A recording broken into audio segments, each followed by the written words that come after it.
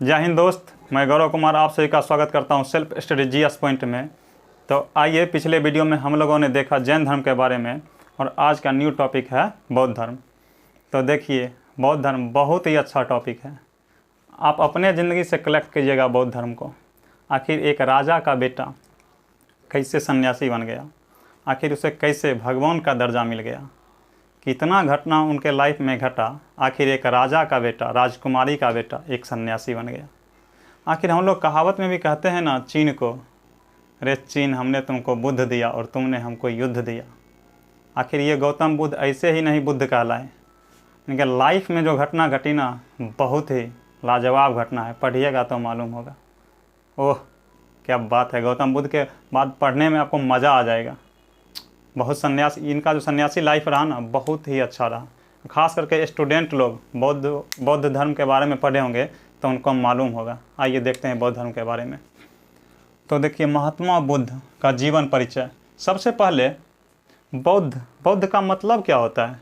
बौद्ध का मतलब होता है प्रकाशमान, जागृत होना, जागृत या प्रकाशमान। गौतम बुद्ध को लाइट ऑफ एशिया बोला जाता है, एशिया का प्रकाश पुंज। तो बौद्ध का मतलब हुआ प्रकाशमान या प्रकाश पुंज।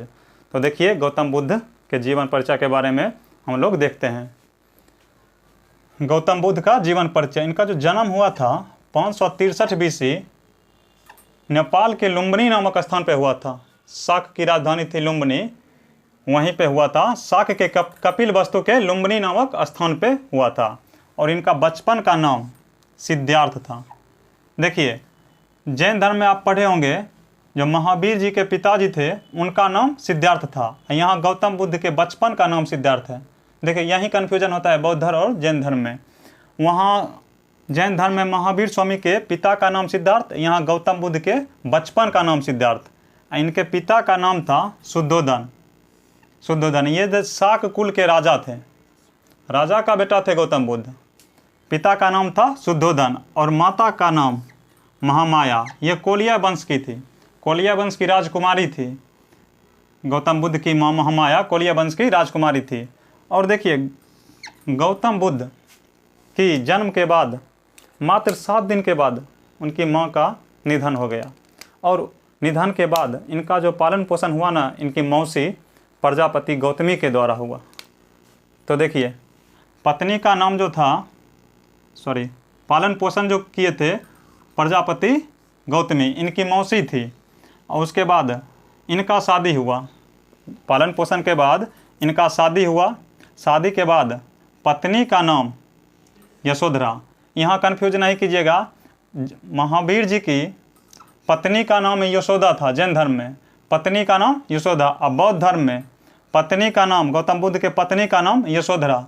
तो देखिए, यहाँ कन्फ्यूज कीजिएगा, बौद्ध मतलब लास्ट में आता है बौद्ध में धौ, तो याद रखिएगा ध्वा मतलब धरा। तो गौतम बुद्ध की पत्नी का नाम यशोधरा, ठीक है, याद रखिएगा, बौद्ध धो धरा।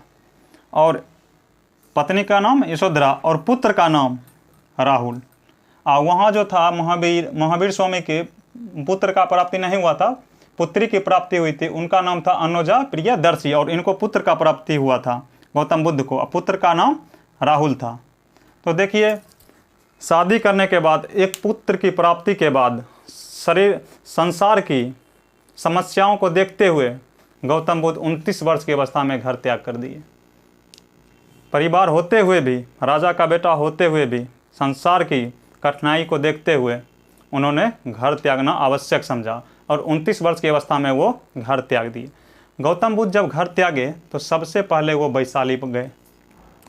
वैशाली में उनकी मुलाकात अलार कलाम नामक आदमी से हुआ और अलार कलाम से उन्होंने सांख्य दर्शन का शिक्षा लिया।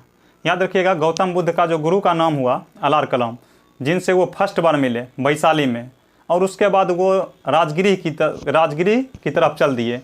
राजगिरी तरफ जाने के बाद वहाँ का शासक था बिम्बिसार, हर्यक वंश का, जो आप पढ़े होंगे हर्यक वंश। वहाँ का शासक, फर्स्ट शासक जो मतलब हर्यक वंश का स्थापना किया था बिम्बिसार। बिम्बिसार ने इनका भव्य स्वागत किया और वहाँ इनको मुलाकात हुई रुद्रक से, जिनसे उन्होंने योग दर्शन की शिक्षा लिया। तो आइए कुछ बात हैं जानते हैं, क्वेश्चन क्या पूछे जाते हैं एग्जाम में, आइए वो सब क्वेश्चन देखते हैं। देखिए गृह त्याग किए थे 29 वर्ष की अवस्था में। इनका जो घोड़ा का नाम था ना कंथक, एग्जाम में आपसे पूछे जाएंगे।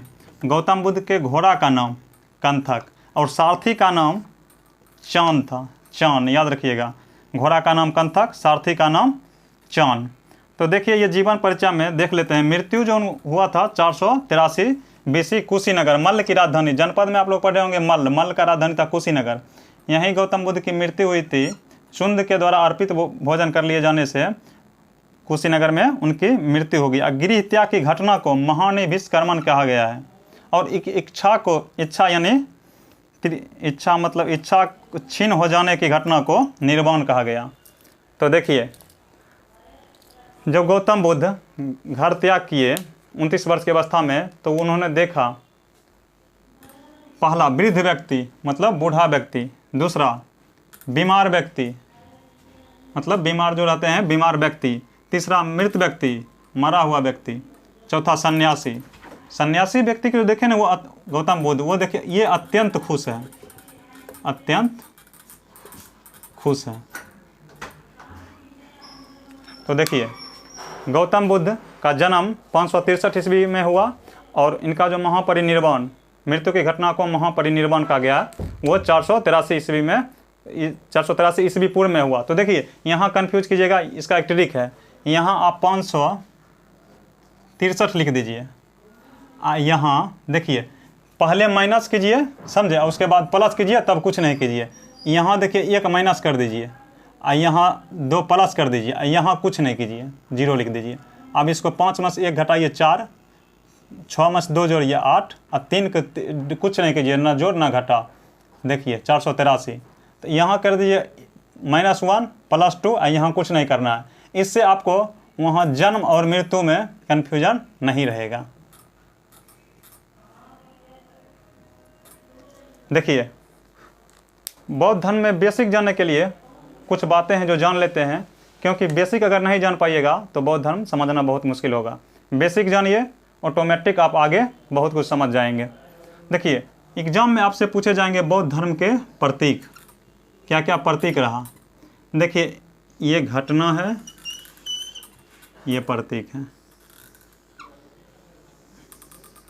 इसको ऐसे रखिए, क्वेश्चन यहाँ से बनेगा,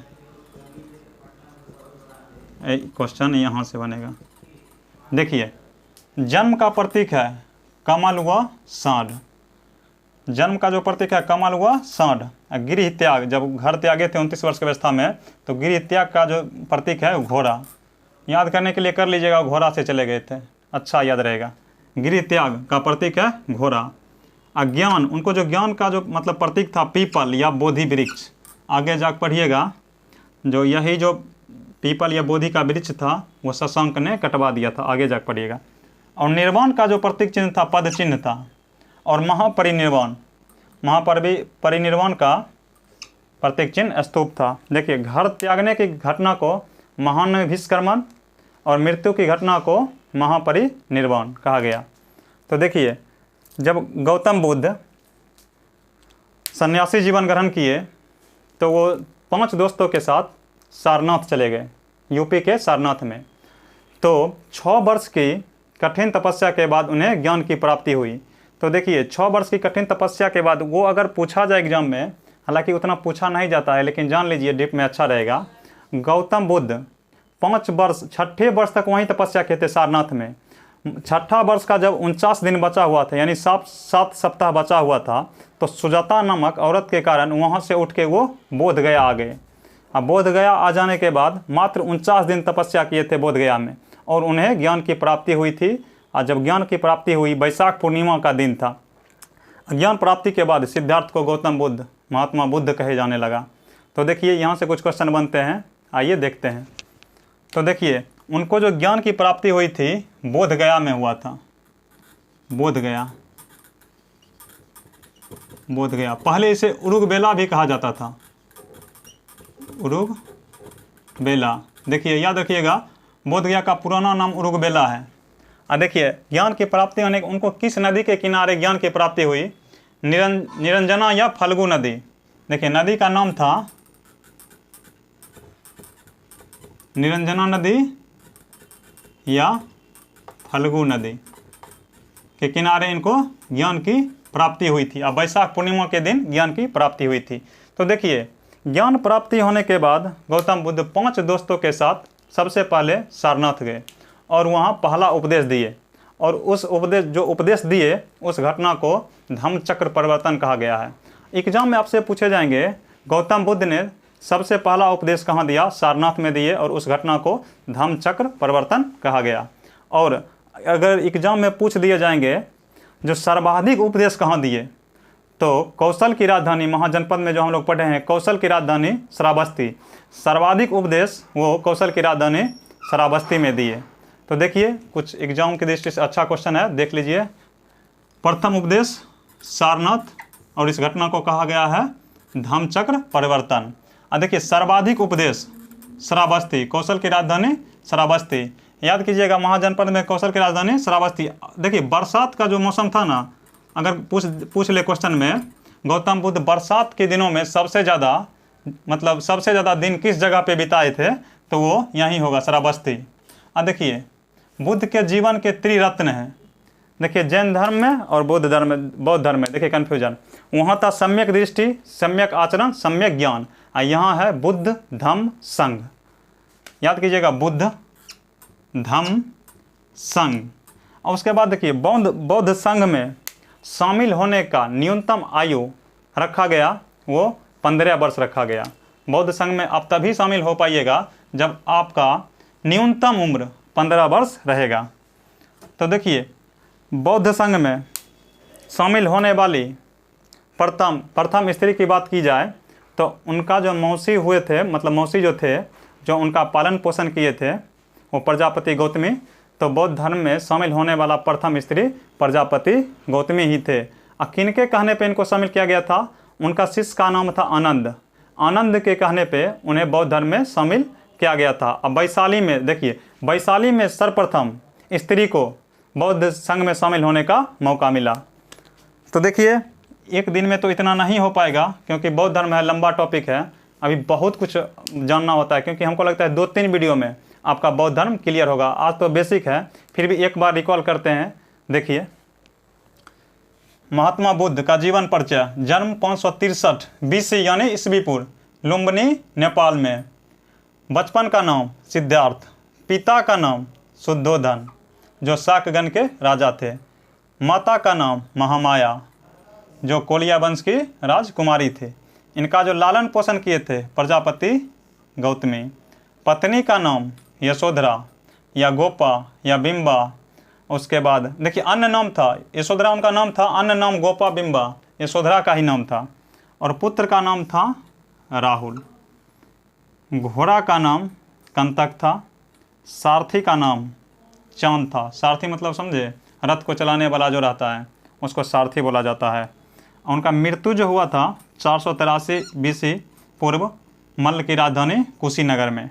गिरिह त्याग की घटना को महानिभिष्कर्मण कहा गया। देखिए, इच्छा जो आपका तीक्ष्ण हो जाएगा, खत्म हो जाएगा, उस घटना को निर्वाण कहा गया है। तो गौतम बुद्ध के जीवन के 4 दृश्य देखने को मिलते हैं। वो दृश्य, पहला दृश्य है वृद्ध व्यक्ति यानी बूढ़ा व्यक्ति, बीमार व्यक्ति, उसके बाद मृत व्यक्ति यानी मरा हुआ व्यक्ति, और चौथा सन्यासी व्यक्ति जो अपने आप में अत्यंत खुश था। उसके बाद बौद्ध धर्म के प्रतीक।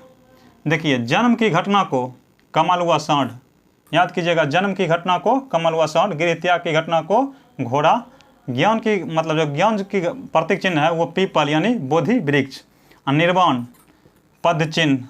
देखिए, सबसे ज़्यादा इंपॉर्टेंट अगर इस घटना में रहेगा तो एक पहला जन्म का रहेगा, दूसरा गिरिह त्याग रहेगा और तीसरा महापरिनिर्वाण रहेगा। तो जन्म की घटना कमल हुआ सांड, गिरिह त्याग की घोड़ा, ज्ञान पीपल या बोधि वृक्ष सब कोई जानता है। याद रखिएगा, महापरिनिर्वाण स्तूप।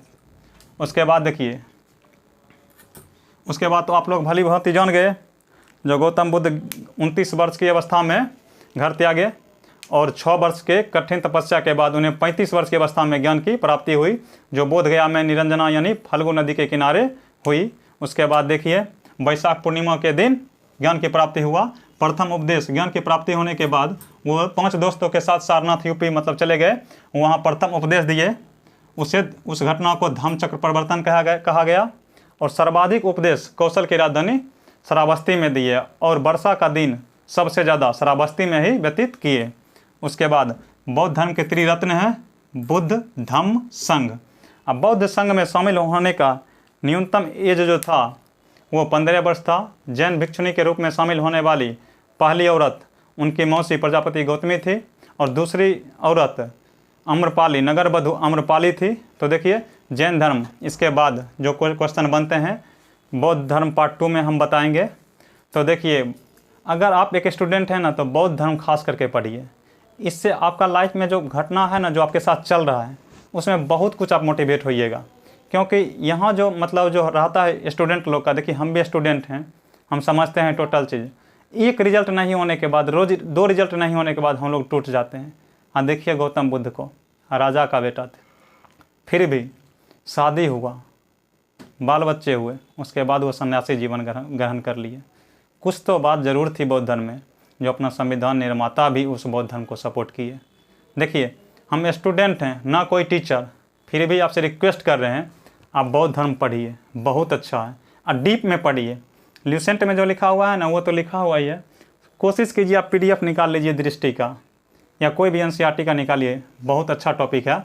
जानते हैं एग्जाम से रिलेटेड पढ़िएगा तो क्वेश्चन जो लिखे हैं यही सब आएगा, लेकिन उनके बारे में जानिएगा, उनके जीवनी के बारे में जानिएगा तो आपको काफ़ी पेशेंस रखने का मन करेगा। ज़िंदगी बहुत लंबा है, ज़िंदगी बहुत लंबा है। ज़रूरी है आपको नौकरी हो जाएगा तब खुश रह जाइएगा, कुछ नहीं है, समझे। शादी होने के बाद भी लोग सन्यासी बनता है। तो कैसा लगा आज का वीडियो कमेंट कीजिएगा। All the best, thank you, जय हिंद।